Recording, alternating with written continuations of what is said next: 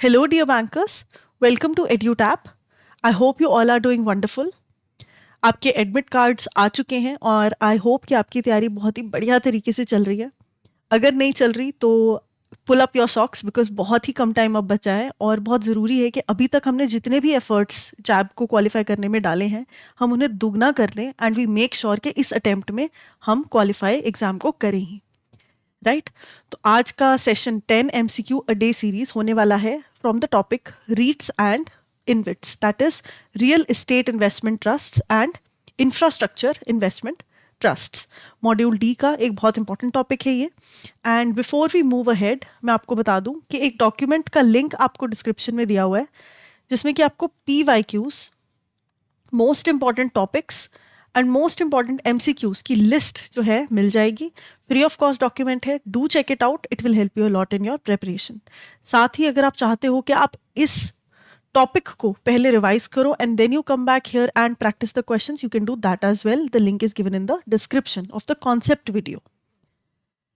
Okay, so first question, consider the following statements about real estate investment trusts. सो real estate investment trust होते क्या है ना, उसके बारे में हमें बताना है कि कौन सी स्टेटमेंट्स यहाँ पर सही हैं.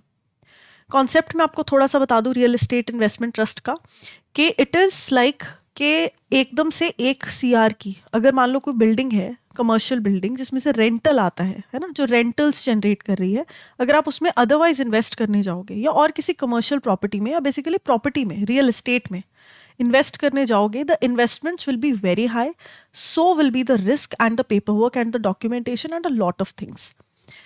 तो real estate in general is a long term process, right? Investing in it is a long term process and time consuming and resource consuming as well. तो उस चीज से डील करने के लिए हमने क्या किया, एक कॉन्सेप्ट निकाला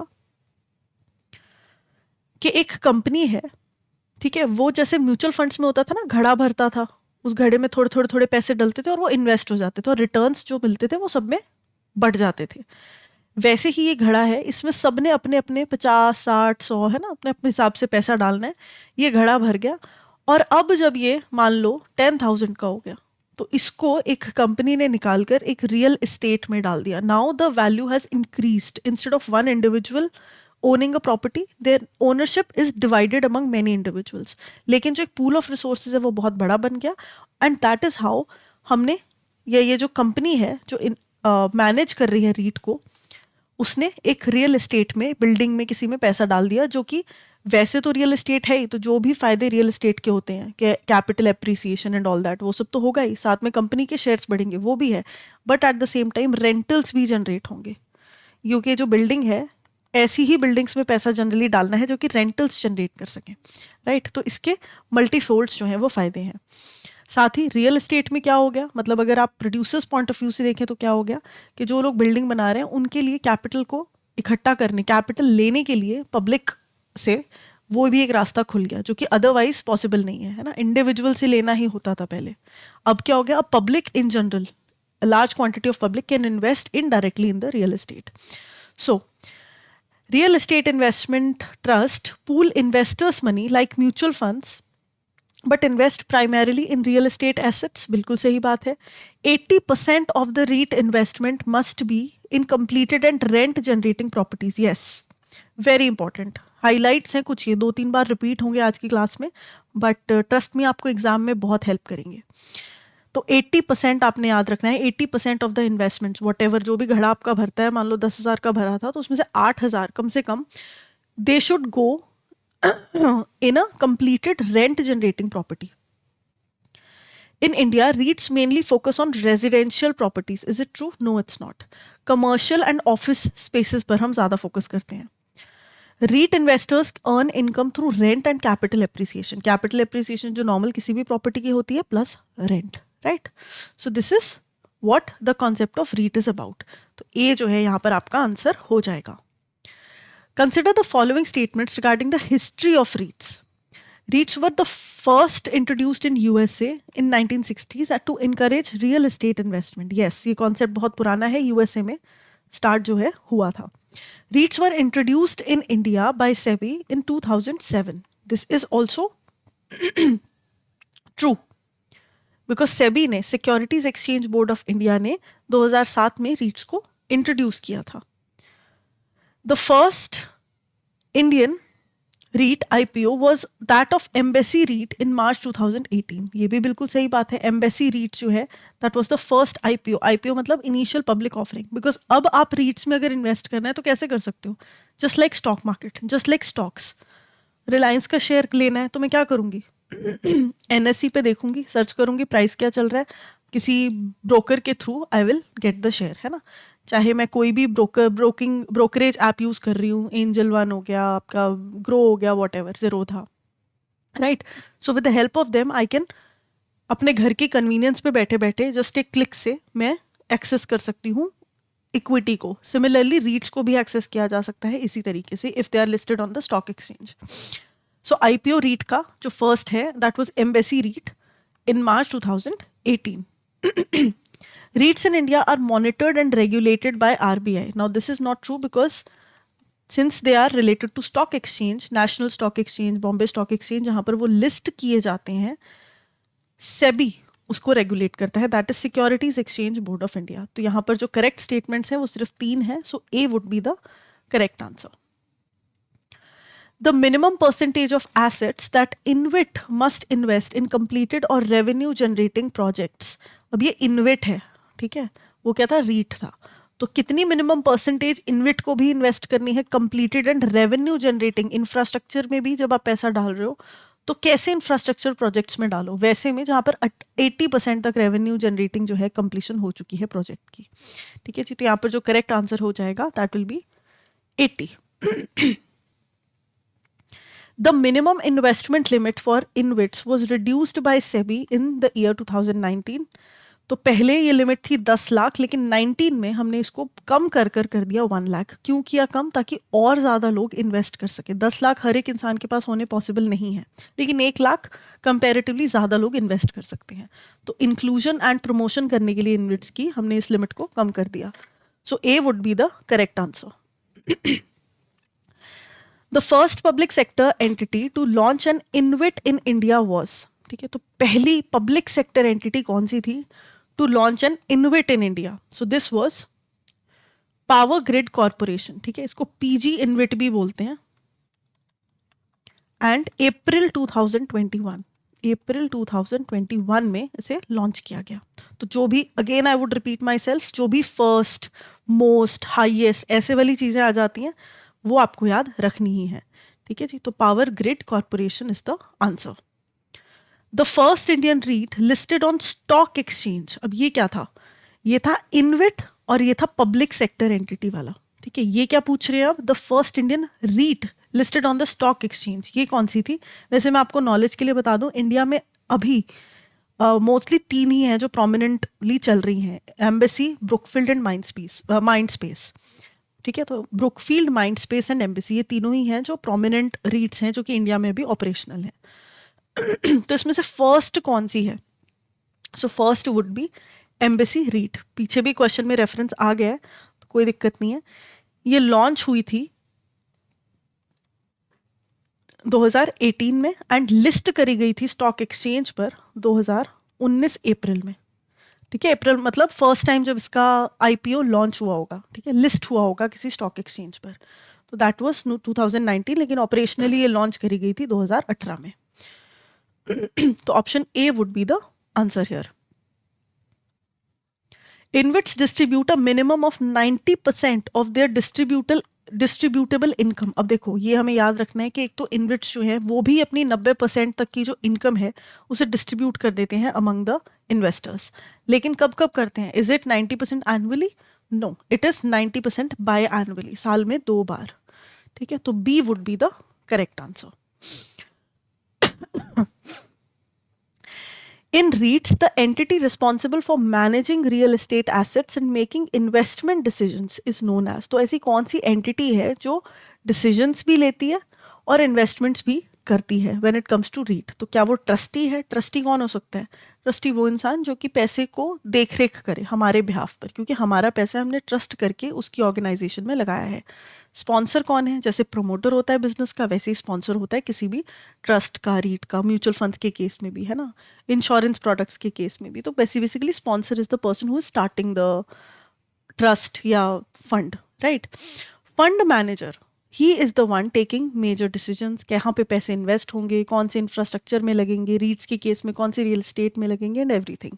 तो यहाँ पर जो करेक्ट आंसर है वो हो जाएगा आपका फंड मैनेजर। रेगुलेटर कौन होता है? सेबी, जो देखता है कि भाई चीजें सही से हो रही हैं कि नहीं, कोई घपला तो नहीं हो रहा। So that is seen by SEBI.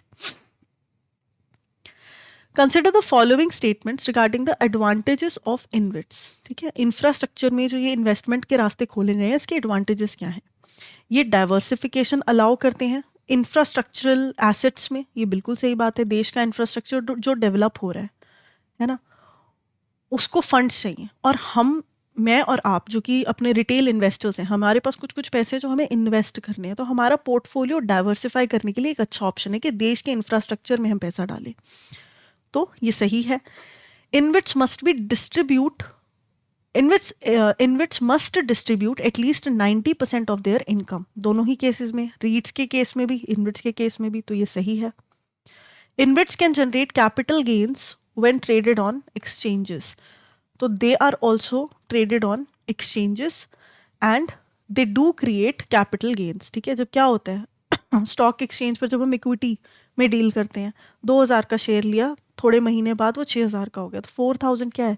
Capital gains है ना, चाहे शॉर्ट टर्म हो चाहे लॉन्ग टर्म हो। वैसे इनविट्स में भी जब स्टॉक एक्सचेंज पर आप किसी पर ट्रेड करते हो and the money multiplies, the appreciation happens, तो उसको कैपिटल गेन्स में काउंट होगा। और वो शॉर्ट टर्म है या long term, that will depend upon how many, मतलब for how many months you are keeping it. अगर तो आप 1 साल से कम में बेच रहे हो तो शॉर्ट टर्म, नहीं तो long term. InvITs are professionally not professionally manage, तो ऐसा तो नहीं है, हमने प्रॉपर फंड मैनेजर रखा हुआ है ना। तो they are absolutely professionally managed and there is a regulatory body also. तो फोर्थ जो है वो सही नहीं है, A would be the correct answer. Consider the following statements about REITs compare to other real estate investment. तो other real estate में क्या है? या तो आप कॉर्पोरेट बॉन्ड्स में पैसा डाल लो, उन कंपनी के कॉर्पोरेट बॉन्ड्स में जो कि रियल एस्टेट में डील करते हैं, जैसे डीएलएफ, अगर वो कभी कोई कॉर्पोरेट बॉन्ड निकाल रही है उसमें पैसा डाल लो, या डीएलएफ के शेयर्स ले लो, यानी कि उनकी इक्विटी में डायरेक्टली पैसा डाल लो, या फिर रीट्स के थ्रू उनमें इन्वेस्ट कर लो, है ना। कोई ऐसा रीट ढूंढो जो कि डीएलएफ एंड लाइकवाइज जो प्रॉपर्टीज हैं उनमें इन्वेस्ट करता है, that is also one way. So REITs offer high liquidity compare to direct property ownership, this is absolutely true. Direct आप करने जाओगे आपको 1 CR 2 CR लगाने पड़ेंगे किसी भी अच्छी प्रॉपर्टी में, अगर आप लगा रहे हो 50 lakhs and so on. REIT के केस में ऐसा नहीं है, कम पैसे में आप इन्वेस्टमेंट कर सकते हो and you can be the part owner in a real estate project.